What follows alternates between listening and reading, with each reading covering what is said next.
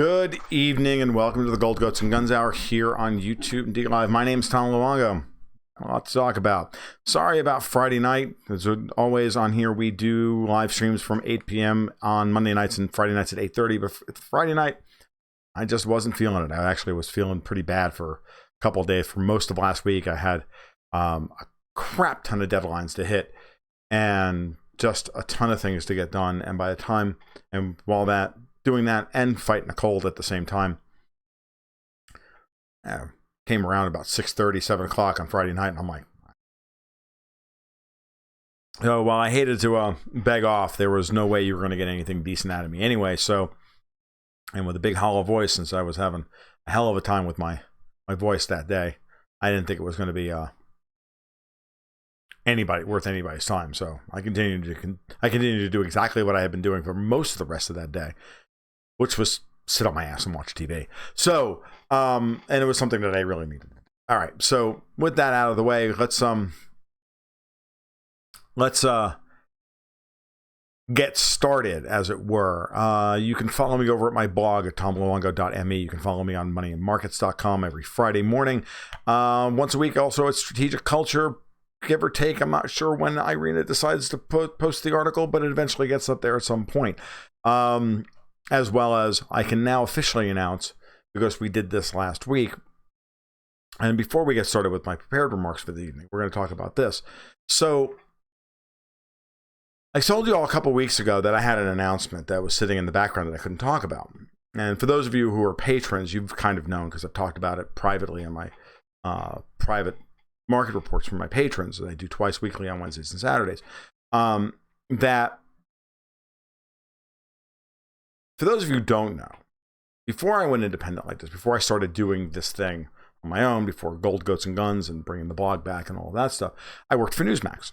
And I was the editor over there of one of their financial newsletters known as Resolute Wealth. And it was a product that was actually built for me from the ground up. I originally had been hired to take over Gold Stock Advisor back in 2013. That went pretty well. But then when they realized that, hey, Tom's got a unique voice, he should have his own vehicle to showcase what he does. I'm like, well, I agree. So why don't we do that? And so Resolute Wealth lasted for me until April of 2017.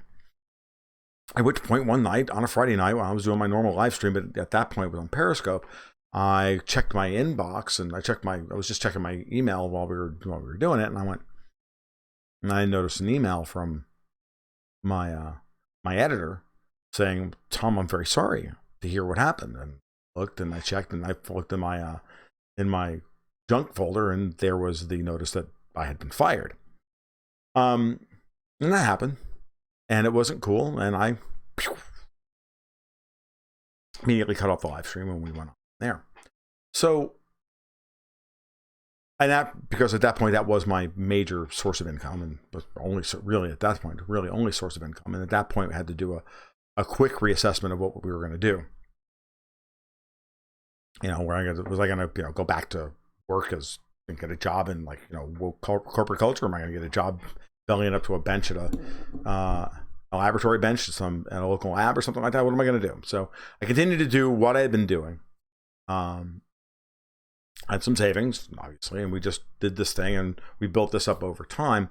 And part of the success of all that is that when we as this thing has been building on its own, and you could argue that it's not built as quickly or as well or whatever, however you want to talk about it, as it could have or should have. But part of the reason I got the gig over at Strategic Culture was because they wanted the byline. They liked my work. They wanted to pay me for it. I'm like, cool. That was a couple of years ago now. And earlier this year, my former publisher over at Newsmax, Christian Hill, called me up one day and said, "Hey, can we work together?" And I said, "Hey, sounds great. Why don't we do that?" So I say, "Hey, how about we, once a week? How about an article a week? Can you handle that? Can you fit that into your stream?" I'm like, "If you're paying me what you're paying me, I can. Yeah, absolutely. I can pay you. If you're going to pay me what I'm asking for, I'm good. I'm good with that, right?" Which, of course, these small gigs help support the building out of Gold, Goats, and Guns to the point where now it brings in what it brings in every month. And the donations through here on the live stream and all the other things. We have, and at the same time, I still did some work for Newsmax on the side, contributing monthly to one of their other financial newsletters, Financial Intelligence Report, which I write for every month. Interestingly enough, when I first got fired, that had been cut down to quarterly, and then over the course of time, that bumped itself back up to monthly. Because, as I say all the time, be interesting or be ignored, quality sells itself. So if you write quality work, people will eventually pay for it. People will eventually want to support you, or they'll do what they're going to do. And that's ultimately what happened. So between all these different various little sources of income coming in, pretty much had replaced most of the revenue from my previous gig with Newsmax, which was great. And it put me in a position to be, and I can thank you all, because it puts me in a position to be fiercely independent. I can come on here and rant on YouTube twice a week and curse like a sailor, and no one's standing behind me going, dude, you're not allowed to do that.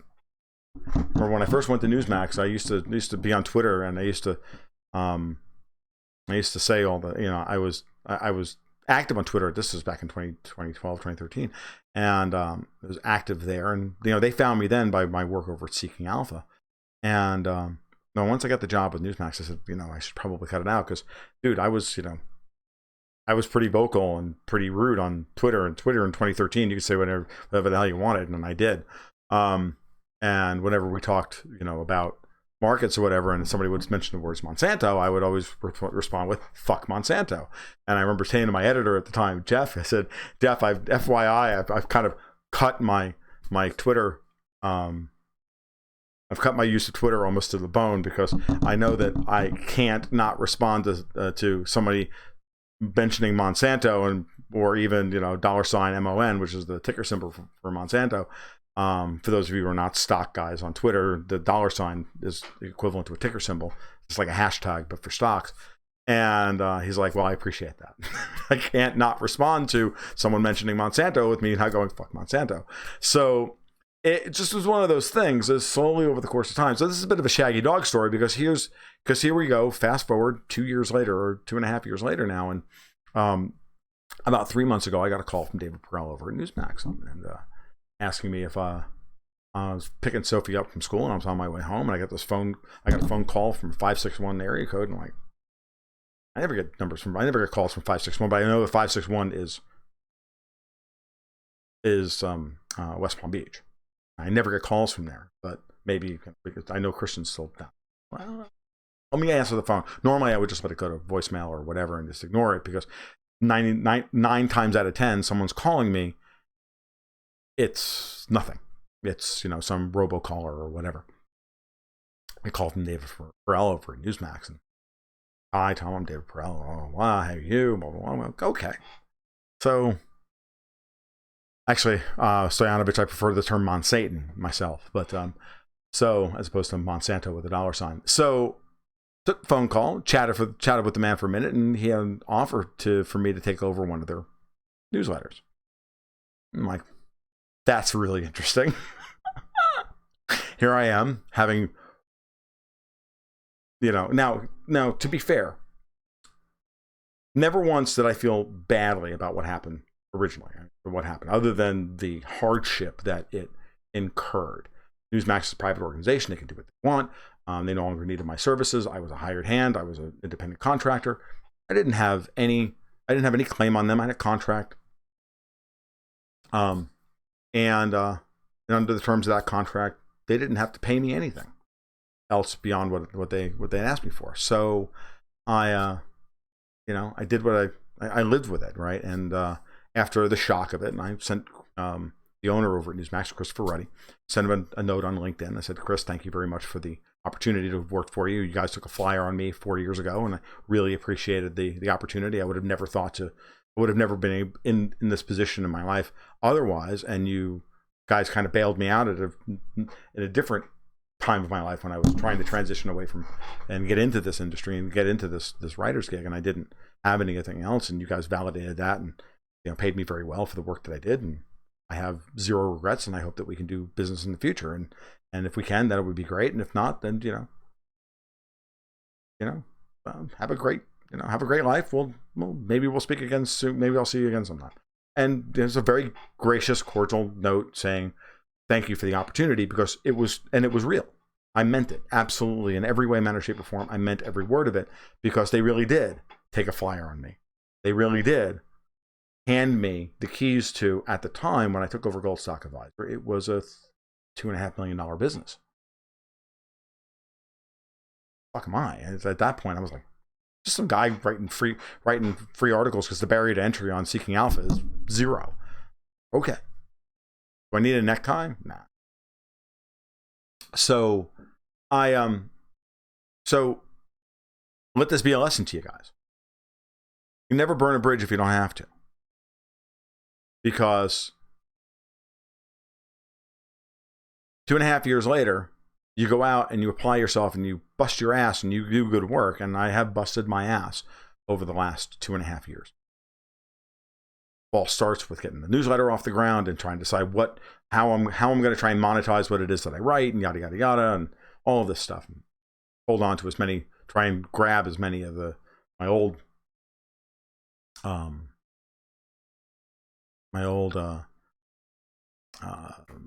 subscribers as possible. I mean, it is what it is, right? What's interesting about all this is that they've asked me, and I've now accepted, and I've written my first issue and published it last week of the Ultimate Wealth Report, which, when I was working for Newsmax, was written by Sean Hyman. And Sean works, I think he's part of the Money Maven circle over there with Mike Shedlock and others. Sean's a great guy. You met Sean, he's a great guy. But he got canned at the same time I did. It was just the whole company was going in a different direction, and they needed to do what they had to do. It's what it was. So what's interesting is that they gave my newsletter off to somebody else, and he ran it until they decided to shut it down about 7 or 8 months later, and that was that. What's interesting about this is that same guy was also given Sean Hyman's newsletter, Ultimate Wealth Report, which he handled and held on to and did, I think, yeoman's work with. And then they called me and said, would you like to take over for him? So the guy who took over for me on my newsletter is the guy I'm now replacing his newsletter. And that's the ultimate irony around it. And it creates, so here's the thing. So it creates another layer of, I don't know, responsibility, right, on a monthly basis. What's another 4,500 words I've got to write every month, or however much it is. It just means that I'm going to restructure how I get my work done on a monthly basis. But to put it in very simple terms, there are very few people in this world right now making the kind of money I'm making, and I'm not like billions, but making good money and making a living as an independent writer. It's a rare thing. Doesn't happen to everyone. So this is the kind of thing that it's kind of odd. But it means that nothing's going anywhere anytime soon. Because, hey, it also points out something that's very important to me, something that I've had to deal with. It's a lesson I've had to learn badly, or I've had to learn through bad experience, which is having a diverse number of sources of income, power. It doesn't leave you at the mercy of any one employer. Having a job is great. Job works for you, great. People are happy with your work, great. But things happen in this life that are beyond your control. And I've always said to people, one of the things I say to my subscribers all the time and my patrons when they ask me, I'm like, the one thing you can do is you diversify your income streams. It's part of the what's the word I'm looking for? It's part of the philosophy of the portfolio for Gold, Goats, and Guns. It's very much a defensive strategy. My life has been difficult at best. I've made my life a lot harder than it's needed to be, simply because I wouldn't take my own advice until it got to a point where I nearly lost my house. I mean, in the fall of 2017, dudes, I wasn't sure I was going to be able to keep my house. We were seriously thinking about, if you guys were cast back and you were with me back then, we were seriously thinking about selling the house and using the proceeds from it to move someplace cheaper that we could, live on whatever it was I was making, which at the time wasn't very much.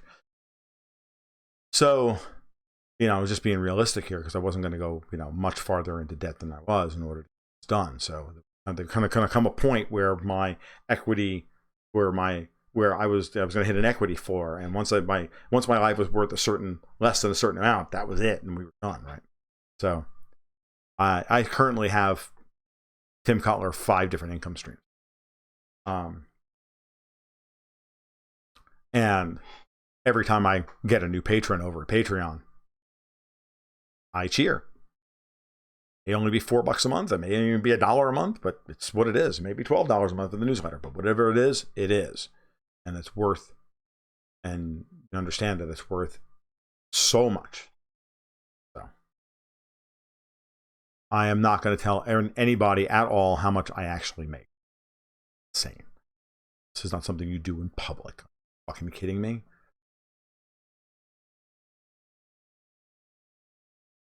So that's the gig. That's the big news. I know you guys wanted to know what was happening, what was going on. That's the big news. Big news is now I am officially a part of the stable over at Newsmax, writing Ultimate Wealth Report every month. So it is what it is. And it's a very good thing. And it's finally, for the first time in a while, I can actually relax. I haven't been able to relax and actually enjoy my life for almost 3 years.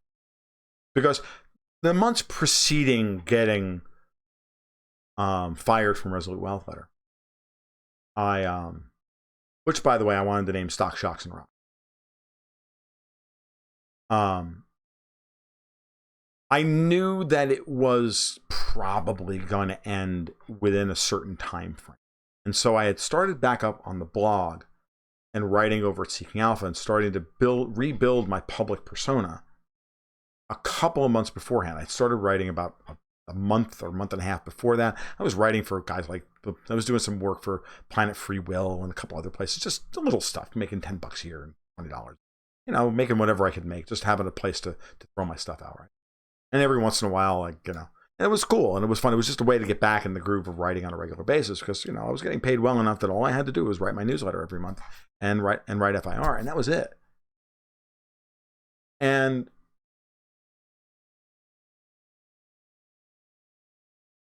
so I was beginning that process, thinking to myself, I'm probably going to have to either become independent or something between now and then. I'm really going to have to get up to speed and start doing it. I figured I had about a year. Turns out I had 2 months. Really about 6 weeks. It is what it is. Sage advice, Tom. You've convinced us, Dragon M. You've convinced me to buy that ski chalet and rent it out. Thank you all for the congratulations. I do appreciate it. I really do, and I want you guys to understand that many of you are patrons, and you'll understand that with every one of you that showed up for the live streams, and for every one of you that has read an article of mine over at Zero Hedge or the Duran or Lou Rockwell or any of these other places, and have tried to help me get interviews or whatever you guys have done, you understand that every little bit of that, aside from the fact that I unbelievably, you cannot understand how much I appreciate all of it, how much that helps. Every little bit helps. Every comment on a YouTube, all that stuff. And I know you guys do it. I know you're so great, and you're, for the most part, tremendously committed to this. And probably on some days, you're probably more committed to this stuff than I am. Because, after 2.5 years of working 7 days a week, you do get a little burned out. So I am trying to this does allow me to do 2 things. It allows me to back off when I want to back off. And it also allows me to decide at what rate we're going to build this out in the future. And maybe I will shift things around a little bit, or maybe I will change my weekly format. I think doing a podcast every week as opposed to writing an article. Podcasts are a little easier for me to do. Talking into a microphone for 15 minutes is far easier than composing 1,000 words that I consider worthy enough to put on Zero Hedge in front of anywhere from 25 to 250,000 people. It's a big deal. And getting everything you write scraped to a major top 100 site or a top 200 site in the world, changes the way you think about what it is that you put out. I know it has changed me tremendously. I don't write just throwaway posts to put up on Goats and Guns in order to generate traffic over there. I don't do it. I know that if I write something impactful that winds up on Zero Hedge and goes viral, that's far more important than just writing something a little bit every day. I'd rather write every day, but spread that stuff around the different venues. So,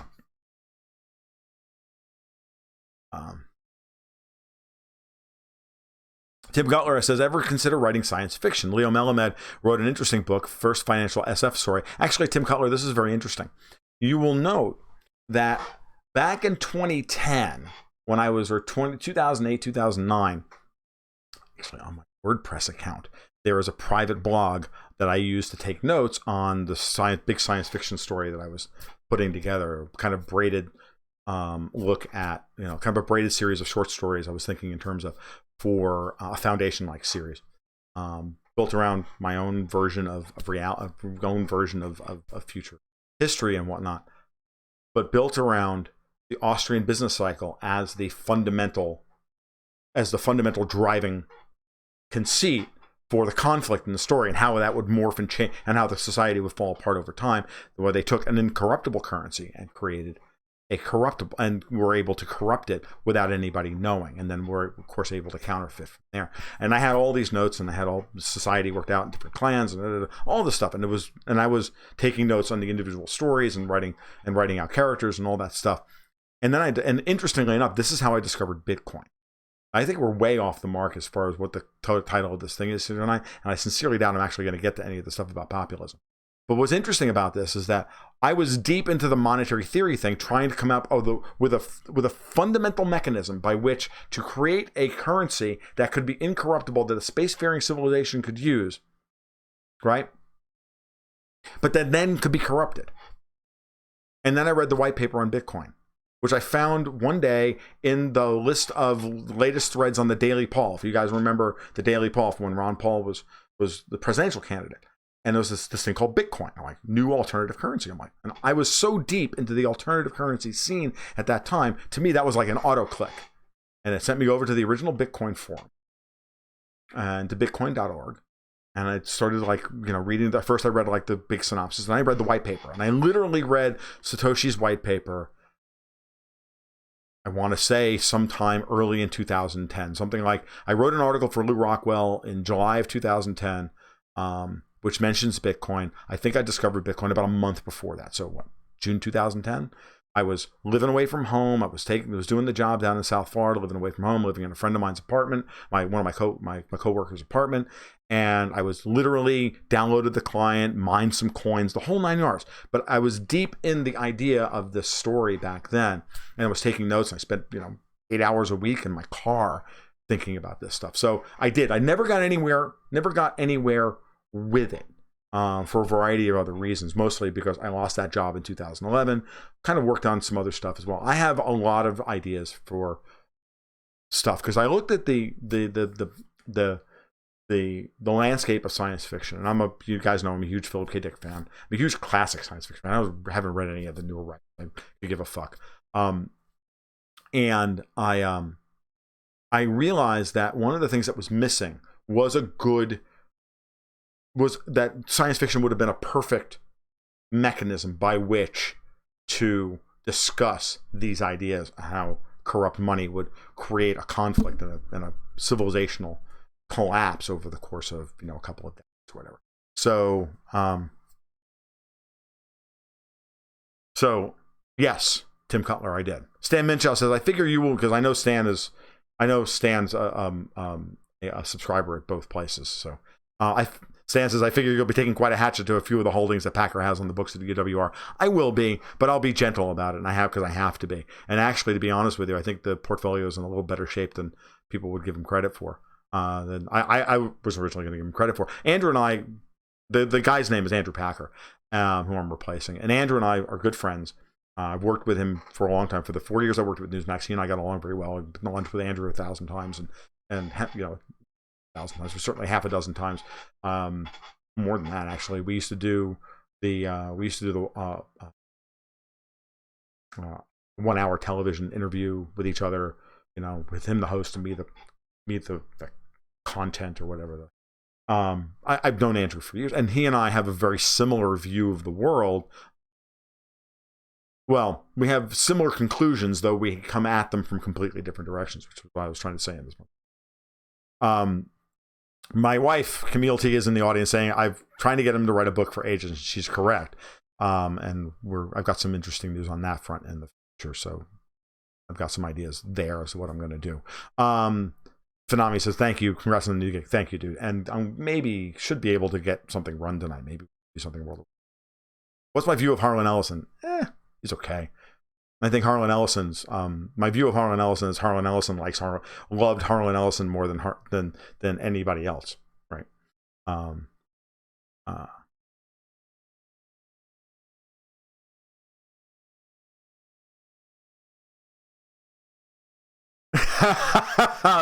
Alpha Caro says, if the title is misleading, that should give me carte blanche to derail the show by talking about the virtues of communism.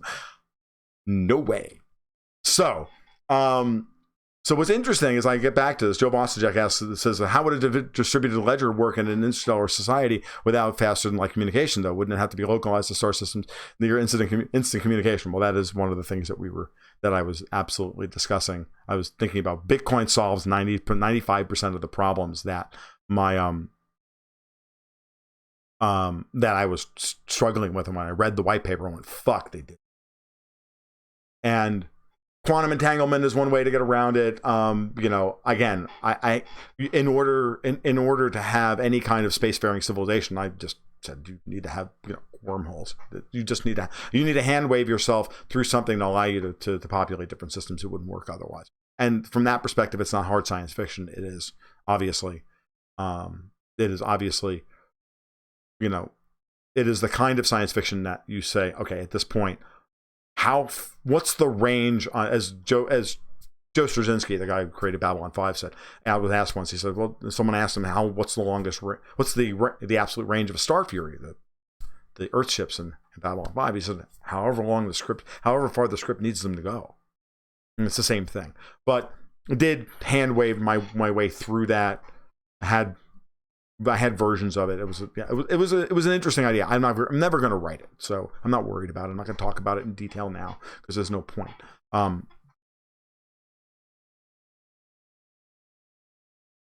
So yeah, interstellar travel is not happening without some form of faster than light travel. It's just not. But I'm not. But yeah. So, but Bitcoin, some version of Bitcoin or some version thereof, you can do it. I mean, again, you can have a localized version. You can have a localized node here. You can have a localized node there, and then they rectify at the end of the day or whatever they have to do. Now that I think about it now, I could easily corrupt that system, right? But it doesn't matter. It's not important. Ultimately, at the end of the day, the argument was going to be that this was an unhackable system. An unhackable system created a hard money in a distributed society that believed in the hard money, that had a currency as good as gold, that forced the kind of financial and fiscal discipline that we Austrians argue for, 100% reserve banking, all that stuff. That the liquidity, the greenbackers and liquidity mavens of today cannot function with. Frankly, think that they're this way because they're fucking baby boomers, but that's just me. I'm ageist. I don't give a shit. So, but regardless of that, that is those are some of the things I've been thinking about. When I start to think about fiction, all sorts of weird shit starts coming out because, dude, I'm a Philip K. Dick fan. It's just that simple. When I start thinking about fiction, I start thinking alternate realities and all sorts of crazy shit. I was watching season 4 of The Man in High Castle this weekend. That's what I did on most of Friday. I don't know if you guys have watched it or not. It's fantastic, by the way. And if you guys don't remember, if you haven't watched it, at the end of season 3, Himmler, who's now Fuhrer because Hitler's dead, gets shot. And then when we first see Himmler, we don't see him first. We see his wife. And there's a very great scene with him and his wife And I'm thinking to myself, this is a Philip K. Dick story. I see the wife, and she's the Fuhrer. And I'm like watching her going, this one's like a fucking power man. Great. What if they pulled the now wait for last year thing? This is how much Philip K. Dick I know. I've read now wait for last year. Right? So this is really cool. You're going to love this. I'm watching this going, the wife's actually the fucking Fuhrer. And Himmler, they pulled a Himmler from another freaking alternate reality and stuffed him in the suit. And he's just there as the figurehead. Like they did with Gino Molinari and freaking Now Wait for Last Year. I'm like, I know they've got to be doing this. It's going to be cool. If they do it, even if it doesn't matter, I'm like, that would be awesome. They didn't do it. I'm like, but that's what if I was in the writer's room, dude, that's exactly what happened. I'm like, dude, this is a Philip K. Dick story. Let's make him the mole for fuck's sake. Come on.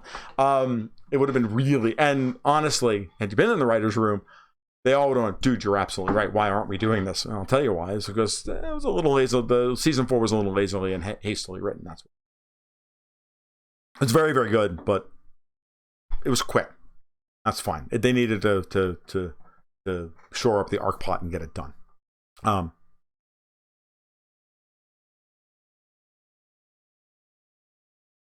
right, so let's see. All right, so that's the big story for the evening. And we'll go from there. Robert Cielo asks, can one person bank buy all the Bitcoins? You can try. You got to pry them out of the hodlers' hands. The hodlers being HODLers, the ones that are holding on for dear life. Bitcoin's really not that liquid. Most of the supply is not for sale. As a matter of fact, that's the biggest problem with a lot of altcoins, a lot of well-designed altcoins, ones that I really like a lot, and some of whom I recommend in my newsletter, because they have the problem of most of the people holding on to and saving and refusing to part with them because they feel they're undervalued at a level that's, when money is undervalued, it is hoarded. Gresham's law is regularly misstated. It's bad money drives out good. So that's why cheap credit money like the dollar drives hard money like gold out of circulation. That's actually not Gresham's law. That's nice, but it's not Gresham's law. It is undervalued money is hoarded and overvalued money circulates. If the market puts too high a price on the currency and everybody knows that it's actually worth a lot less than that, then they spend it as quickly as possible. They're incentivized to spend it because because they're getting more value for that dollar than that dollar is actually worth. And at the same time, they'll hoard the gold. So now let's take that one step further and look at, I don't know, Turkey. The Turkish lira is shit. The Iranian rial is shit. People hoard, and people in Turkey and people in Iran hoard dollars. Why? They're worried about a currency. When they're worried about a currency collapse, they hoard the dollar. They know that the type of currency they can spend anywhere, but they hoard it. And Martin Armstrong's been banging this point recently about how there's more $100 bills in existence than there are $1 bills in existence. $1 bills circulate domestically. They don't leave the country. Well, some of them do, but 99.95% of them don't leave the country. They circulate internally within the United States because we're the only ones who actually use them. Everybody else is buying dollars and hoarding them, converting dollars overseas, dollar holdings overseas into cash and taking them out, laundering them out of the banking system and holding them in their mattresses, and they're hoarding them in case of a collapse. That's why the dollar is so strong, or why part of the reason why the dollar is strong. And then you have the demand for it, the synthetic short demand position against the $73 trillion in dollar denominated debt that exists in the world. And that's the major source of demand. When the dollar is let go as the world's reserve currency and it no longer spends with the same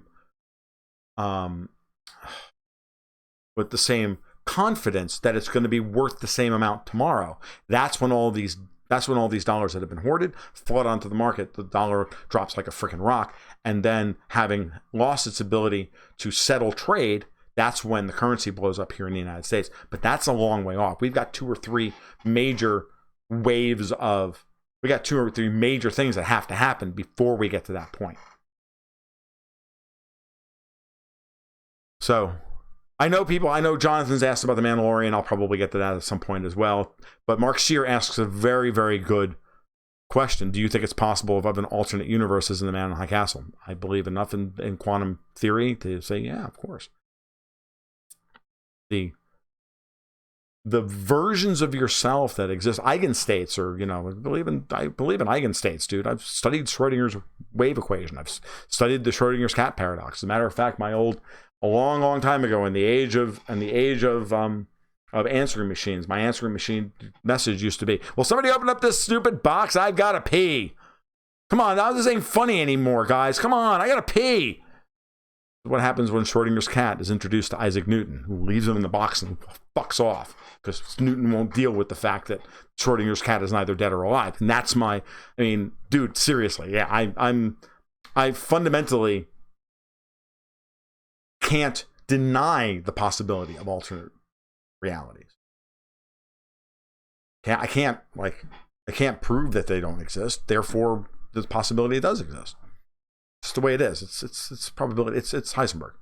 And at one point in my life, I probably would have told you, and I used to say this, is that, the closest thing I've got to a God at this point, this would be my early 20s, was Heisenberg's uncertainty principle. And I would just put it up on the board. I just write it down. Well, do you believe in God? And I would write out delta X bar and delta X vector cross delta P vector equals minus IH bar. And I'm like, there's God. The act of observing a system changes the system. The act of the inability to know everything about the position and momentum of every particle in the universe at any one moment in time tells you that we don't know shit about how the universe works, and therefore we shouldn't assume anything, and we certainly shouldn't assume any of our knowledge, and therefore, we don't really know what's happening. So atheism is stupid, and ultimately saying I know what God looks like, or I don't know, or I know God exists, or I don't know God exists. No.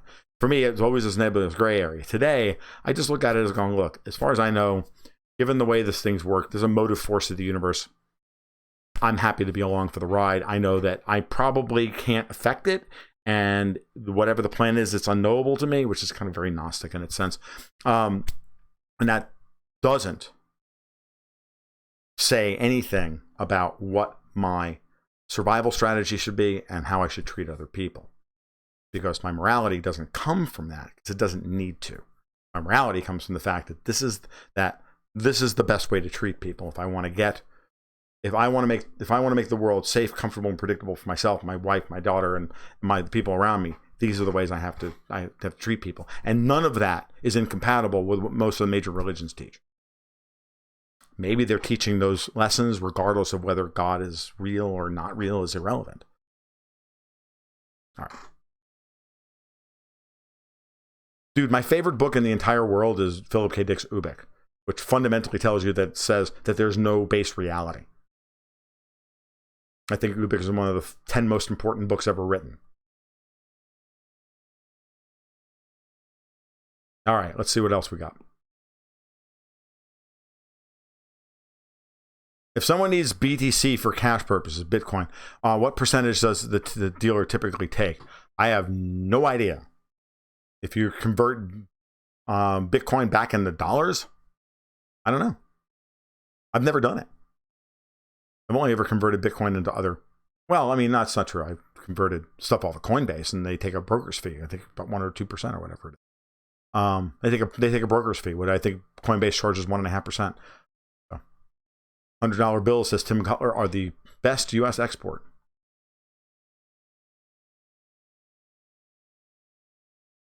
Robert Ciel says, Tom, you should try DMT. I've been told that before. Camille says, he won't even try weed. He's so straight, it's unbelievable. I do like my rye, and I do like a good cigar.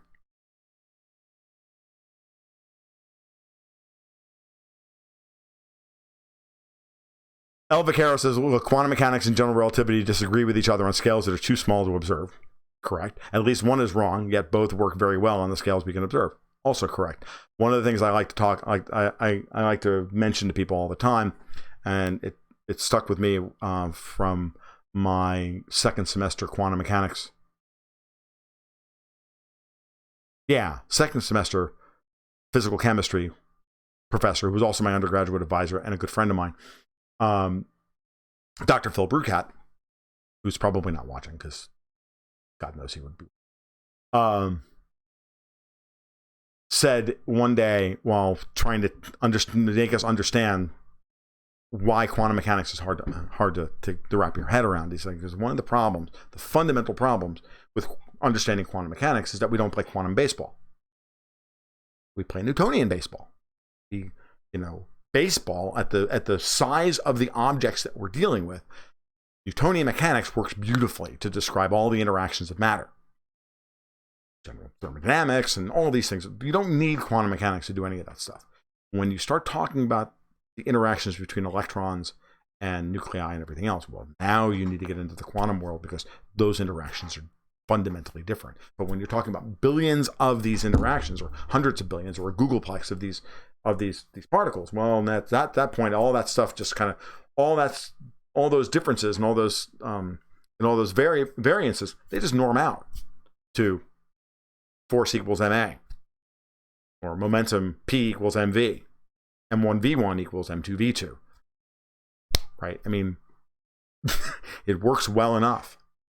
So, same thing as what Alpha Caro is saying about quantum mechanics and general relativity. Both absolutely right. John Brunner, Stand on Zanzibar. Great book. Great book. If you've not read John Brunner's Stand on Zanzibar, I wouldn't recommend anything else by John Brunner, but Stand on Zanzibar is a fantastic book. Ubik is on my bookshelf. Haven't read it yet. Edmund, 184. Stop listening to my voice. Go crack open Ubik. At 3:30 a.m., June 5th, 1992, the top telepath in the solar system fell off the map at Runster Associates in New York City. That started the vid phones ringing. Best opening line to a novel ever. I have it memorized. I used to read Ubik every June 5th. This book starts on June 5th. All right, what else we got?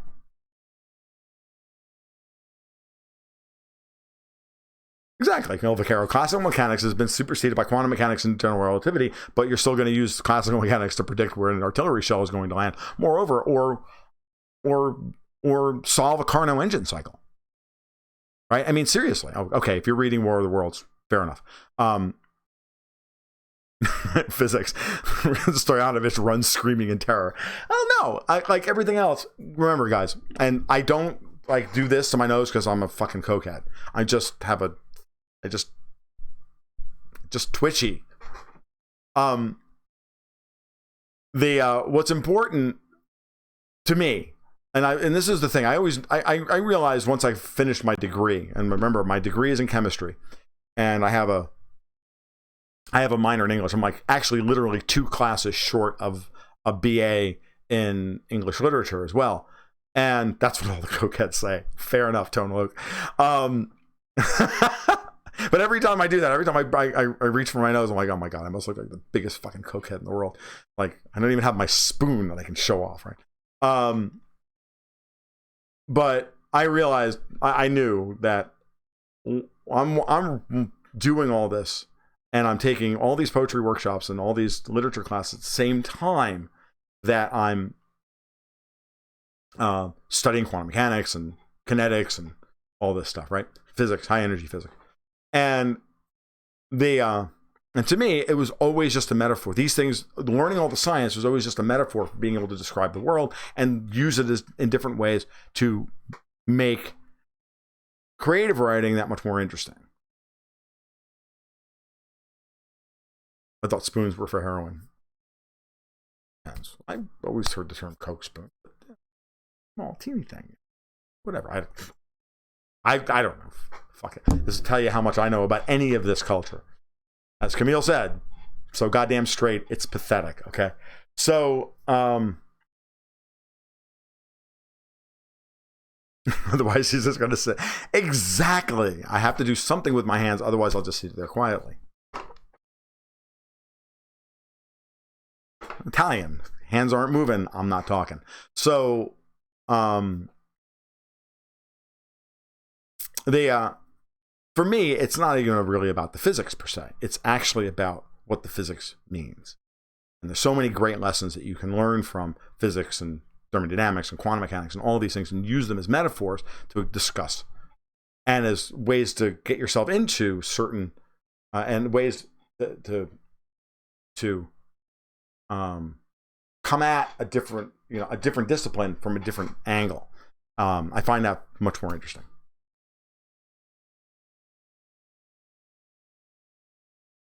No, that's my wife in the chat. Camille T. Jonathan is my wife. That's Camille.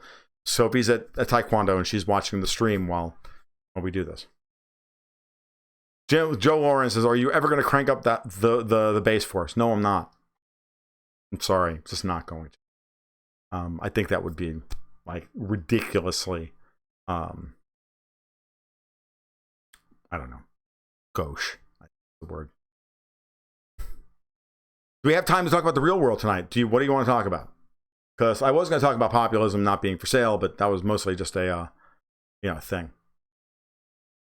Tom, if you did coke, you'd be scary. You're already over-energized. If I did coke, I'd be dead. The amount of caffeine I drink is enough.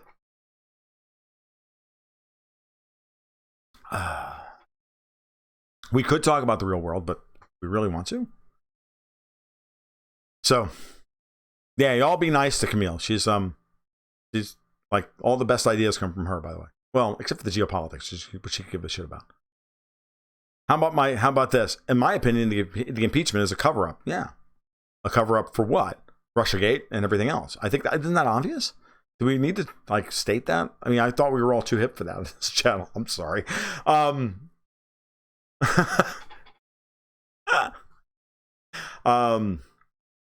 Of course she's an awesome person. She married me.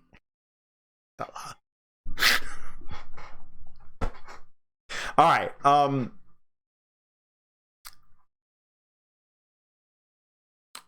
Of course, the impeachment is nothing but a distraction and a cover-up to try and keep everybody from, one, to let all the information that's there in Ukraine and all the people who know who's dirty in Ukraine from coming forward, and to keep Trump bound down with bullshit, because of course they're doing the Alinsky thing. They're accusing him of that which they are actually guilty of, so that when he finds dirt on them, they're going to be able to cry genetic fallacies against him. Say, look, he's just uncovering this stuff because we're going after him, and he's motivated to do this, and that's a genetic fallacy. It's classic stuff. So,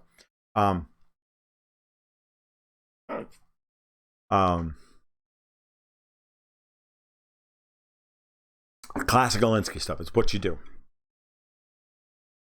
Did I see the car crash Prince Andrew BBC interview the other night? No, I didn't.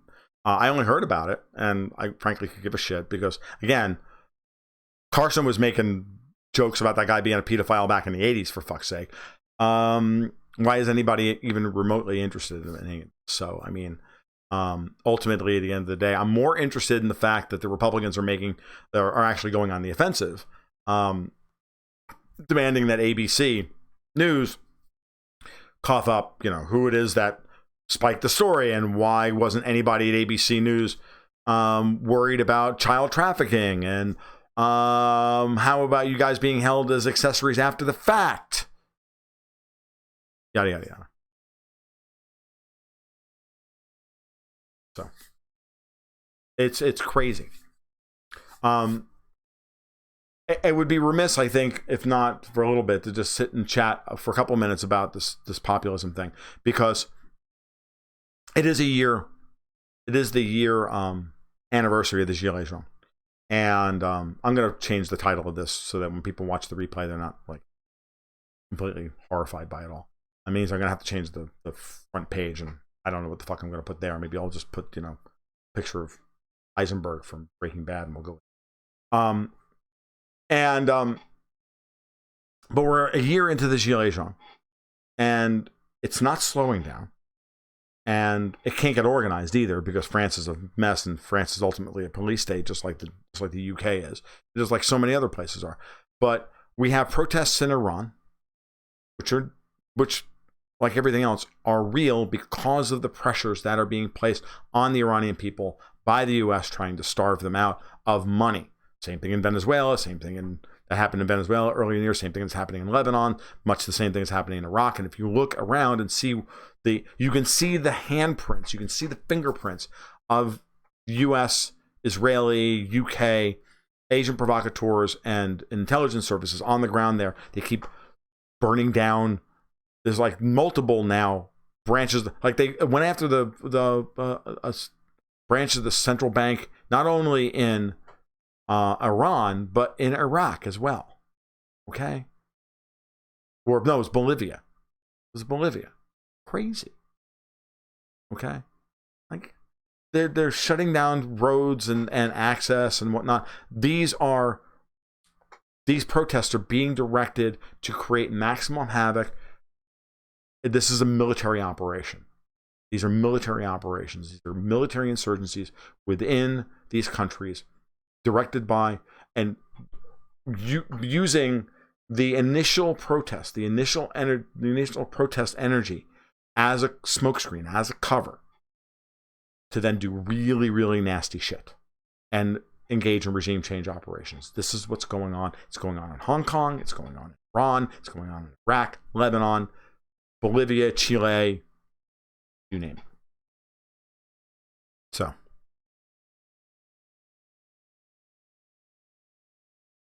Yeah. It's crazy. So. All right. But that stuff is the interesting part about it is that as much as we're gaslit, what I said the other day in my article is like, as much as we become gaslit and like, at odds with each other from the left and the right, and we've got flying monkeys on the left and flying monkeys on the right, both of the overlords are in the back doing what they normally do, which is ruin the world. But they can only bamboozle us with that stuff, and this is why I don't pay attention to the typical. I don't pay attention to most of my Twitter feed on a daily basis because it's just populated with second stringers and third stringers just looking to score cheap political points on the other side. It's like guys like Charlie Kirk and Jack Posobiec and Mike Cernovich and the rest, and they're all just fucking paid agent provocateurs. They're all bullshit on the right, and the same thing on the left. They're just as transparently bad. And thank you, by the way, for. I can't read Cyrillic. I don't know what to call you. I'm just going to random Russian dude. Okay, you're my Russian fan, and good to see that we have a Russian fan here, because as much good press as I give the Russians for trying to rebuild the fucking world, amazing that I'm not more popular over there. I want an interview with Putin. All right, Zeloni, thank you, awesome. All right, Zeloni, awesome. Thank you. I now have a name, and I'll try to remember that for the next time. But thank you for having read the article and liking it. I appreciate that. What's important is that what's important here is that it's obvious that they're going to continue doing the stuff. They're going to be able to Alinsky us out on various topics and get us fighting over irrelevancies, frankly, like the impeachment and the definition of quid pro quo and all this crap, and realizing that the Democrats stopped using quid pro quo and started using, I don't know, what was it, bribery or whatever, because that focus grouped better. It's fucking sad that's where we are. We're going to decide the course and direction of our fucking country and our political institutions based on a focus group of hardcore Democrats. What the fuck is wrong with these people? But I think that's the world we live in.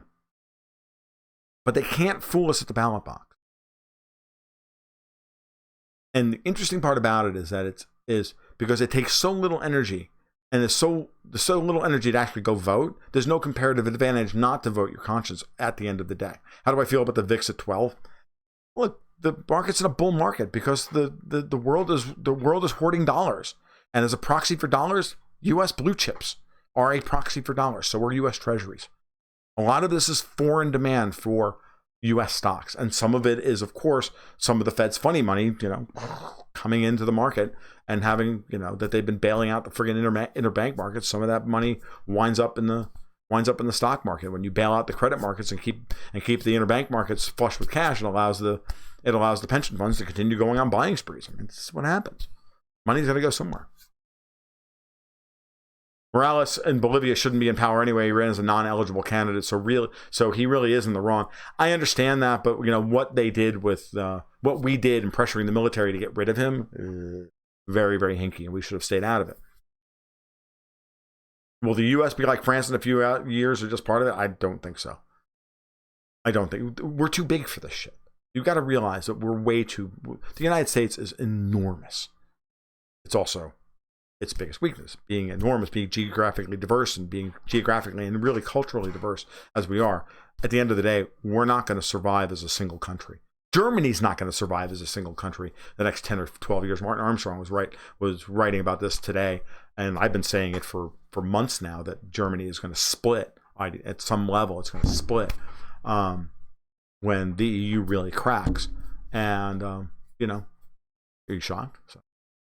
But it's going to be hard. Bribes and threats are standard procedure in U.S. foreign policy nowadays. If you ain't with us, you're against us. Yeah.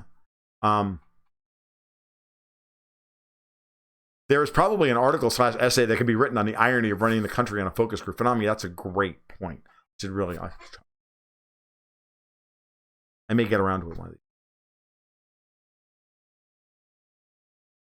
The Fed has pretty much printed the entire market cap of Bitcoin every week now for the last how many weeks? 8. I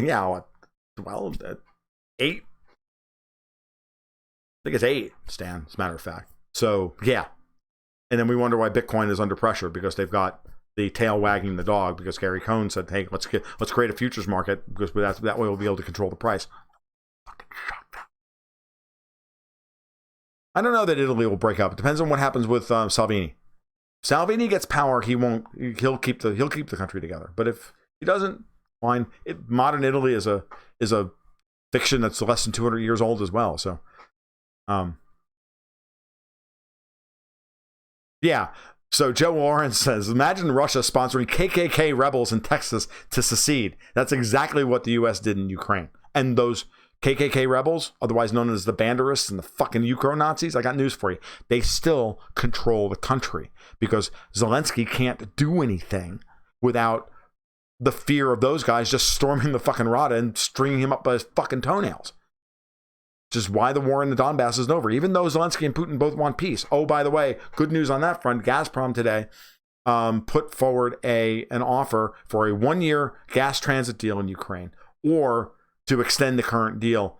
We'll see if Zelensky can get that passed without anybody knowing, so it can all get done. The EU wants it. Everybody wants it. It'll get done.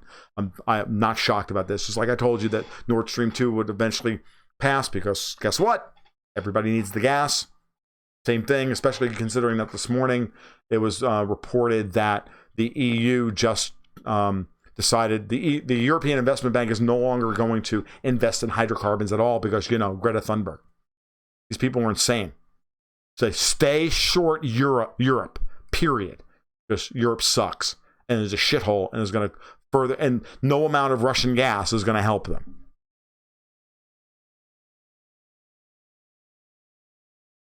All right, 9 minutes in. We got a couple minutes left. The last thing I want to say, I'll go back to what Jonathan asked earlier, because, hey, can't get away from it. It's been a Star Wars day for me. I've actually been working behind the scenes on a very big piece. It may wind up being a short ebook or whatever. I haven't decided yet, but I'm working on a big piece that'll probably take me another couple of weeks to finish, depending on my schedule. But I do want to get it done before Rise of Skywalker comes out.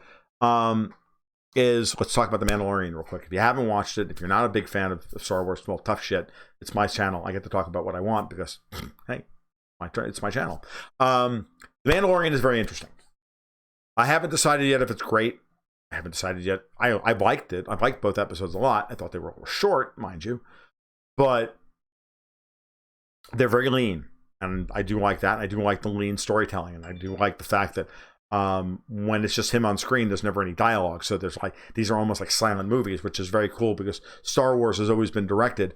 When Lucas was directing the Star Wars films, they were directed like silent movies. Not the original film. Actually, even the original film. If you watch all the Star Wars films, the dialogue turned off and just the soundtrack, they play like silent movies. And that was very deliberate on Lucas's part. The new films, no. J.J. Abrams is not doing it from that perspective, and neither did Rian Johnson in Last Jedi. And I don't expect him to do that for Rise of Skywalker. But there is that feel in The Mandalorian of these are, in a sense, silent movies and visual storytelling. Not to say that neither The Last Jedi nor The Force Awakens don't have very strong visual storytelling, and they do, but it's of a different kind and different type than what Lucas was doing in the original Star Wars film, in the 6 Star Wars films that he produced. Now, I do like the aesthetic. I do like where I think they're going, but I want to see this material. I do want to see the material rise above just a kind of a, gunslinger on the edge of, in an untamed land kind of. I think that's cool, but I want to see it take on some greater significance as a story. I hope it does. I hope that we're looking at, a very interesting, I wouldn't say redemption plot, but rehumanizing plot, as it were. I don't know, but to start out with, it's very, very good. Whether it's worth it for disgruntled Star Wars fans to go back to, well, that's up to you.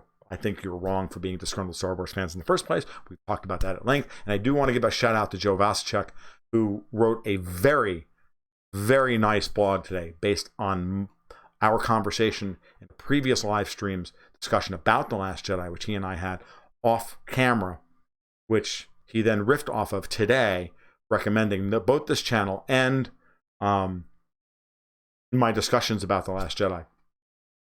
And our discussion, how that has changed his mind at least and opened his mind up as to whether or not he actually will give it a new airing. And I appreciate that because the conversation's important. And actually reading that this morning and then replying to him, and you can go check out. I don't have the link in front of me. I don't have it. If anybody does, great. And but in replying to him this morning, it became very obvious to me that I just need to get this out of my system and write the kind of definitive defense of the new Star Wars films from a writer's perspective and from a cultural critic's perspective, because I think that's very, very important.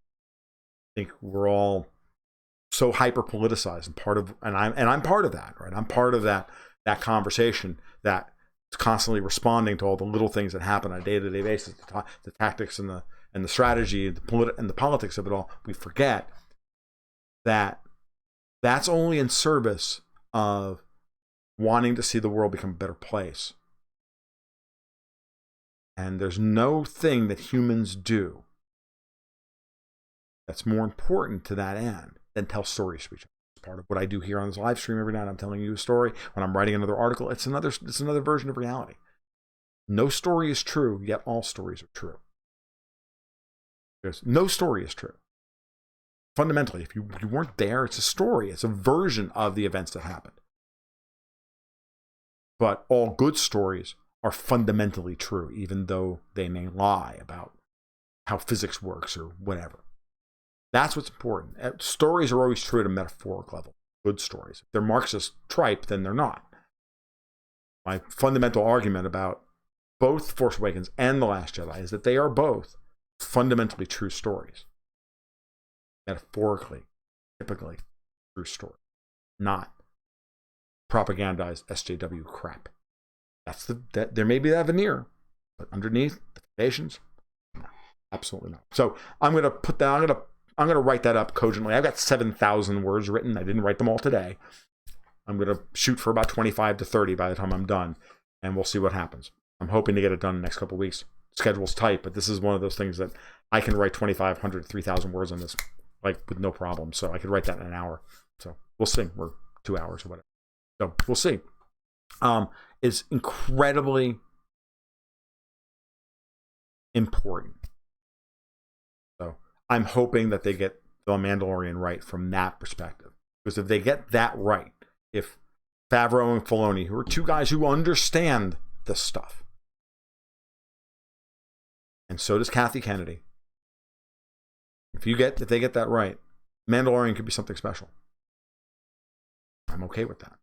Man in High Castle was very close to something special. Certainly the first 3 seasons were still a little iffy on season 4.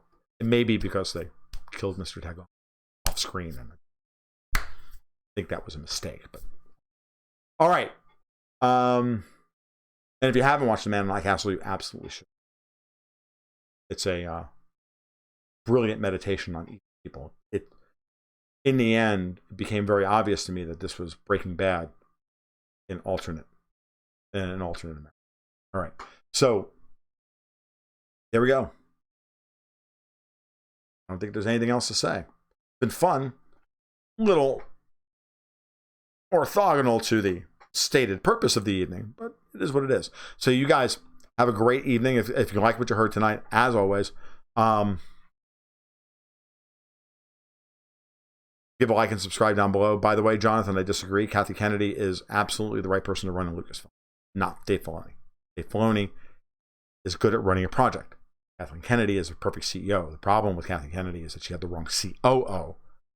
Iger wanted her to do 4 projects at once, and she was never involved in maintaining and managing 4 projects at once, and that's why all the projects got in trouble. But she knew exactly how to rein them in because she knows how to make these kinds of movies. No one on earth knows how to make these kinds of movies better than her because no one has made more of them than she has. Period. Go look at her producer credit, and you tell me that she's not exactly the right person to ride herd over these projects. The problem is that you need to have a far fewer of them in the pipeline simultaneously. Come to that conclusion about what went wrong here, and that's what we're dealing with. Okay? So, if anybody's fault, it's Iger's fault, and Iger's taken responsibility for that, and of course the trolls want to believe that is all Kathy Kennedy's fault. That's horseshit. All right. If you like what you heard tonight, give a like and subscribe down below. As always, you can always support the channel by donating in some way. Many of you do, either through PayPal or crypto. You can install Brave, and I'll get and use it for 30 days, and you absolutely should, because the Brave browser is fantastic. It's quick, it's fast, it saves you time, and it stops the data snoopers. And at the same time, if you use the link down below, I will get a kickback from Brave in the form of their cryptocurrency, which runs their entire ad network underneath it. I think it's a very, very interesting system, and you should support it. Moreover, if you liked, of course, what you like to know, you can become a patron. So think about that. Patreon.com/GoldGoatsAndGuns. All the links are down below. You guys know the drill. Comment, do your thing, be the proselytizers that you are, because you guys are awesome as always. Take care. We'll talk soon. Keep your stick on the ice.